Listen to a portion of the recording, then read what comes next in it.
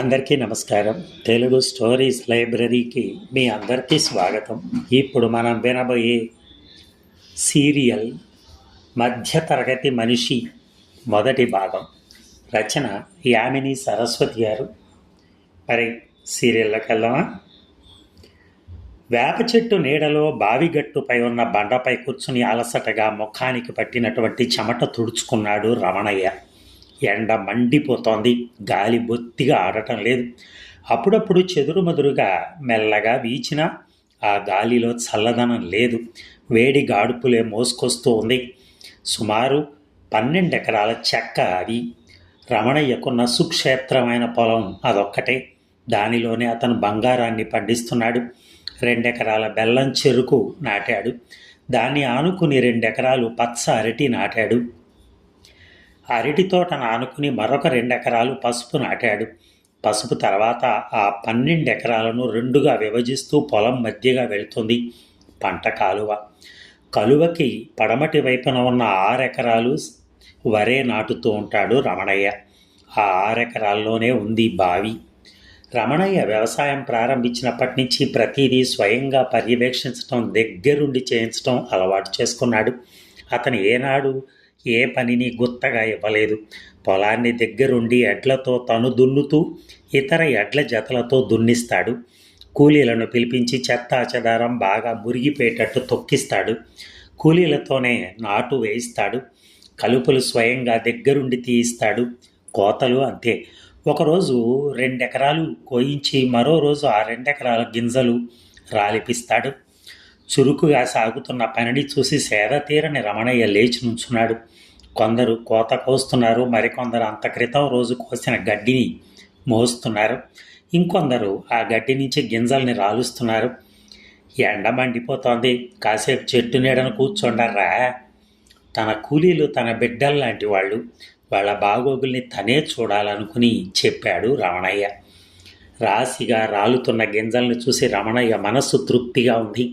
ఈ సంవత్సరం ఎంత లేదన్నా ఖర్చులకు పోను 10 పుట్లకు పైగా మిగులుతాయి అనుకున్నాడు. ధరలు బాగా పలుకుతున్న ఈ రోజుల్లో ధాన్యలక్ష్మి అంటే ధనలక్ష్మి అనిపించింది అతనికి. ప్రసాదు, చివరి కయ్యలో గింజలు బాగా రాలటం లేదు కదా అని అడిగాడు రమణయ్య. మోపు మోసుకొచ్చిన ఆయాసంతో నోటితో సమాధానం చెప్పలేక తల ఊపాడు నిజమేనన్నట్టుగా ప్రసాదు. ప్రతి కారు అలాగే అవుతోందిరా. ఈ పర్యాయం అందులో జనుము పెంచి బలాన్ని పెంచాలి అన్నాడు రమణయ్య. కాస్త సేద తీరిన ప్రసాద్, పశువుల ఎరువు తోలించండయ్యా, భూమిని బలుస్తుంది అన్నాడు. ఎక్కడ్రా బాబు, ఎంత ఎరువు నారు మడికే చాలదో.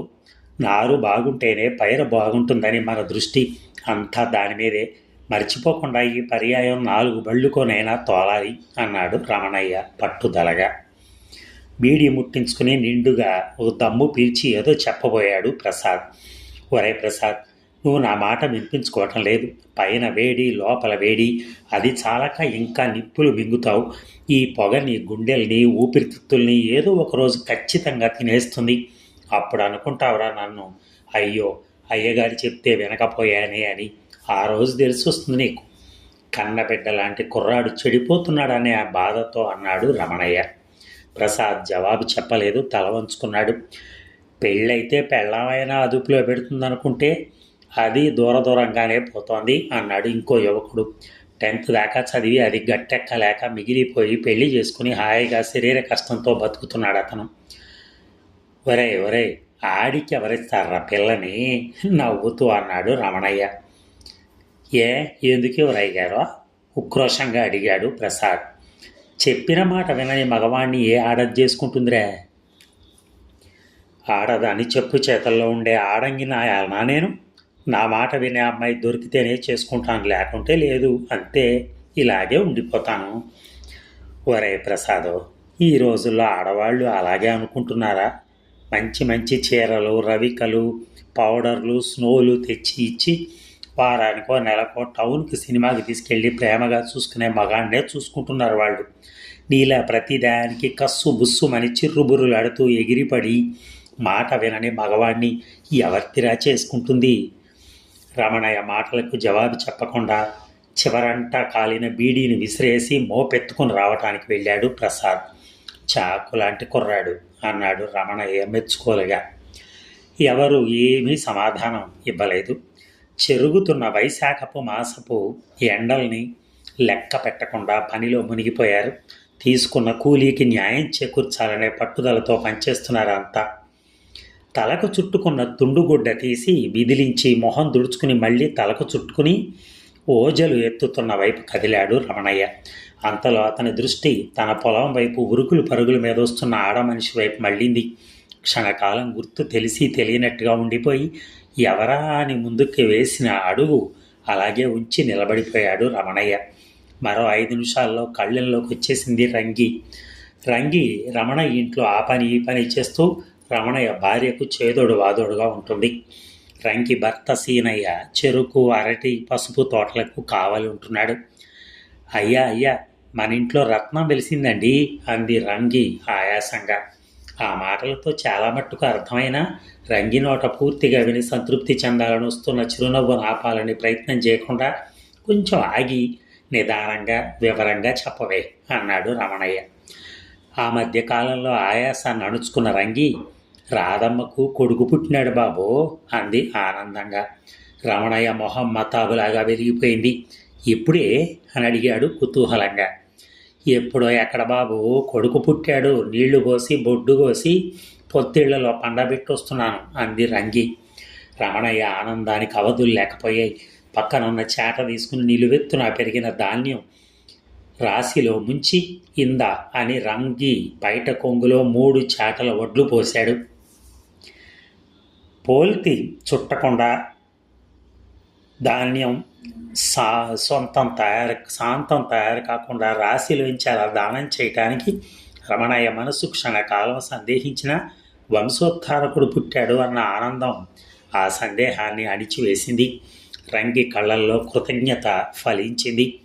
ఒరే ప్రసాదు, సీనయ్య, రంగయ్య అంతా ఇలా రండర్రా, మన గోపికి కొడుకు పుట్టాడు, ఈ పొలానికి హక్కుదారు జన్మించాడు. నేను ఇంటికి వెళ్తున్నాను, మళ్ళీ 1 గంటకో 2 గంటలకో వస్తాను, అంతా జాగ్రత్తగా చూసుకోండి అని కదిలాడు రమణయ్య. రంగి చకచక ముందుకు నడుస్తోంది. ఆనందంతో పట్టరాని సంతోషంతో నడుస్తున్నాడు రమణయ్య. అతనికి గోపి వెళ్ళి ఆ ప్రయత్నాలు, అప్పటి సంఘటనలన్నీ ఒక్కొక్కటిగా గుర్తుకు రాసాగాయి. ఇక ఆ ఊళ్ళో బోషయ్య గారి గొప్ప సంసారం. 4 మట్టి మిద్దెలు, ఒక మేడ చుట్టూ విశాలమైన బయలు స్థానం, ఊరిని ఆనుకుని తోటలు, దొడ్లు, ఏ దిశ చూసినా చెదుర్లుగా పొలము ఉన్నాయి ఆయనకి. ఎప్పుడూ ఇంటి నిండా తిరిగే బంధువులు, పని మనుషులతో ఆ ఇల్లు కళకళలాడుతూ ఉంటుంది. ఇక అంతా జమీందారీ పాయలో గొప్పగా ఉంటుంది. కానీ బోషయ్యను అదొక తరహా వ్యక్తిత్వం బోషయ్యది. నలుగురితో కలవటం, ఇతరుల వ్యవహారాల్లో జోక్యం కలిగించుకోవటం ఆయనకి ఇష్టం లేదు.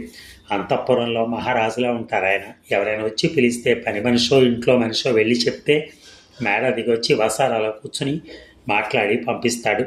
ఆ ఊరి వ్యక్తుల్లో వసారా దాటి లోపలికి వెళ్ళిన వాళ్ళు లేడు. మాయామహల్ రహస్యంలాగా ఆ విషయం గురించి చెప్పుకుంటూ ఉంటారు అంతా. బోషయ్యకు గర్వం అని, ధనమధాంధత అని, పిరికితనం అని అనుకుంటారు కొందరు. కాదు, భోగలాలసుడు బోషయ్య.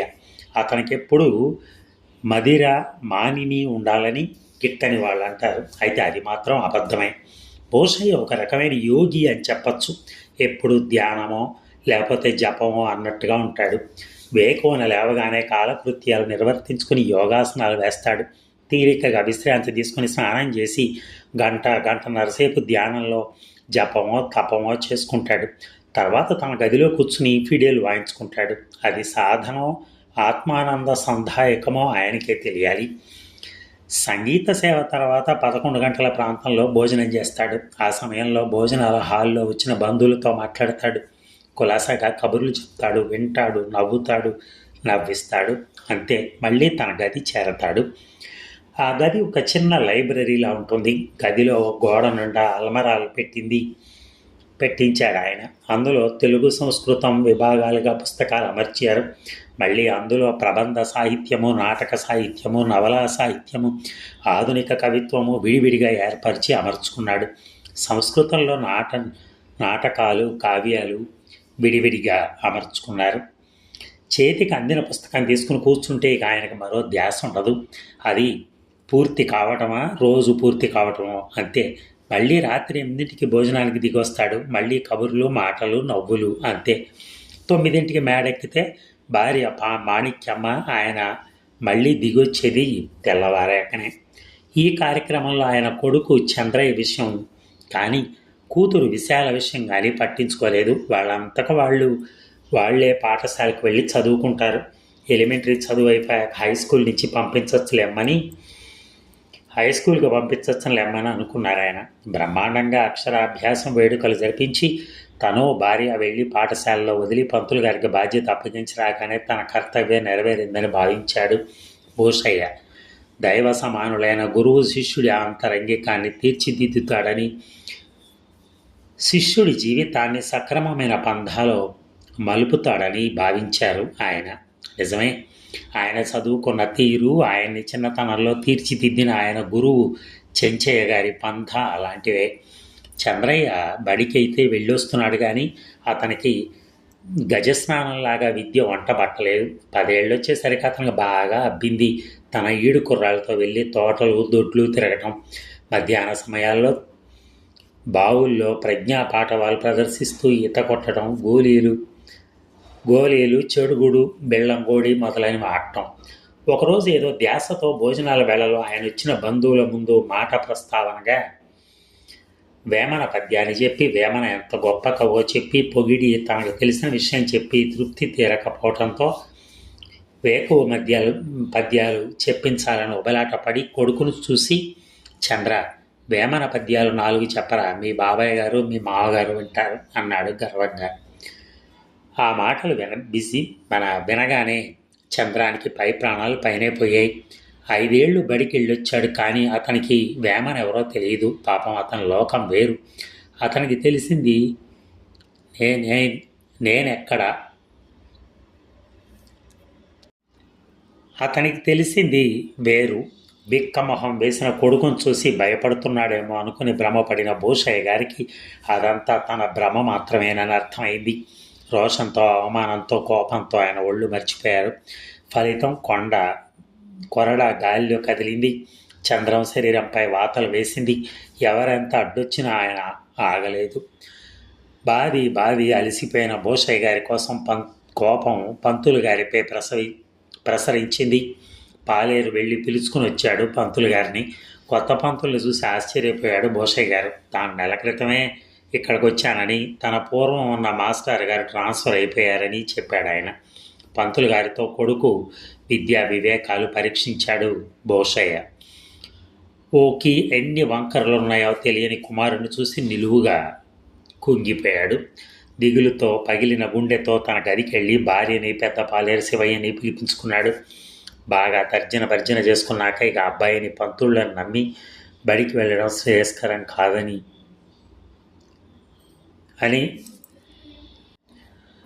పెద్ద చదువులు చదివి ఉద్యోగాలు చేసి ఊళ్ళు వెళ్ళవలసిన అవసరం లేకపోయినా ఇంతటి సంసారాన్ని చక్కదిద్దుకునేందుకు అవసరమైన చదువు కావాలని, అందుకని పంతులు గారిని ఇంటికి పిలిపించి చదువు చెప్పించాలని నిర్ణయించుకున్నారు.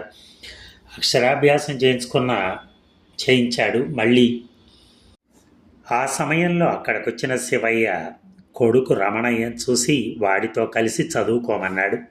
చంద్రం తనకంటే 2 ఏళ్ళు చిన్నైన రమణయ్యతోటి, 4 ఏళ్ళు చిన్నదైన చెల్లెలు విశాలతోటి కలిసి 2 ఏళ్లలో ప్రాథమిక విద్య అంతా పూర్తి చేశాడు. కాలం అలాగే సాగితే చంద్రం ఇంకా చదివేవాడేమో. కానీ అకస్మాత్తుగా భూషయ్య మేడ ఎక్కినవాడు అలాగే పైకి వెళ్ళిపోవటంతో ఆ ఇల్లు దిక్కులేదయింది. ఏదెక్కడుందో, ఎంతెంత ఉందో సరిగ్గా తెలియని మాణిక్యమ్మకి శివయ్య అండగా నిలిచాడు. వ్యవహారాలన్నీ కొలిక్కి తెచ్చాడు. ఆద్యుడు చనిపోయాడని అన్యాయాలు చేయబోయిన వాళ్ళని అలాగే ఆమెడ దూరంలో నిలిపాడు. నోట్లన్నీ ఆమె పేర తిప్పి వ్రాయించాడు. వీలైనవి వసూలు చేశాడు. పొలాల గట్లన్నీ మామూలుగా బందోబస్తు చేయించారు. మాణిక్యమ్మకి ఒక్క భర్త లేని లోటు తప్ప మిగతా అన్నీ నమ్మిన బంటులా నెరవేర్చాడు. సీతమ్మ వారికి హనుమంతుళ్ళ నమ్మకమైన బంటు దొరికాడని ఊరంతా అనుకుంది. సంసారాన్ని చక్కదిద్దడానికి శివయ్యకి 6 నెలలు పట్టింది. ఈ 6 నెలల్లో చంద్రం రమణయ్యతో కలిసి పంచుకున్నాడు ఆ అనుభవాలని. బట్టి పిసుక్కుని జీవించే కుటుంబం వాడైన రమణయ్య చంద్రానికి వ్యవసాయంలో ఆసక్తిని కలిగించాడు. కుటుంబ వ్యవహారాలన్నీ చక్కదిద్దుకున్నాక కొడుకుపై దృష్టి మళ్లించి జూన్లో పాఠశాలలో చేర్చాలని ప్రయత్నం చేసిన మాణిక్యమ్మకి కొడుకు ధ్యాసంతా వ్యవసాయం మీదే ఉందని, చదువుపై ఏమాత్రం ఆసక్తి లేదని గ్రహించింది.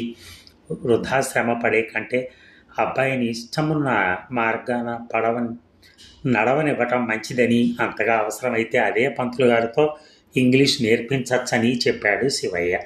శివయ్య సలహా ఆమెకు నచ్చింది. కాలగర్భంలో మరో 4 ఏళ్లు గడిచిపోయాయి. ఒకరోజు పొలం కాపలాకు వెళ్ళిన శివయ్య పాము కాటుకు బలైపోయాడు. ఒంటరిగాడైన రమణయ్యతో పాటు తనొక దిక్కుమాలింది అయిపోయాననుకున్న మాణిక్యమ్మకు ఎదిగొచ్చిన కొడుకు చుక్కానిలా కనిపించాడు. మంచి వ్యవహర్తల అన్నీ చూసుకుంటూ ఊళ్ళో అందరికీ తలలో నాలుకలా వ్యవహరిస్తూ పొలం పనులన్నీ జాగ్రత్తగా చేయించుకుంటున్న చంద్రాన్ని చూసి తృప్తిగా నిట్టూర్చింది ఆమె. రమణ తండ్రి స్థానాన్ని అనుకోకుండానే ఆక్రమించాడు. చంద్రానికి అండదండగా తిరుగుతూ కూడా రమణ తండ్రి స్థానాన్ని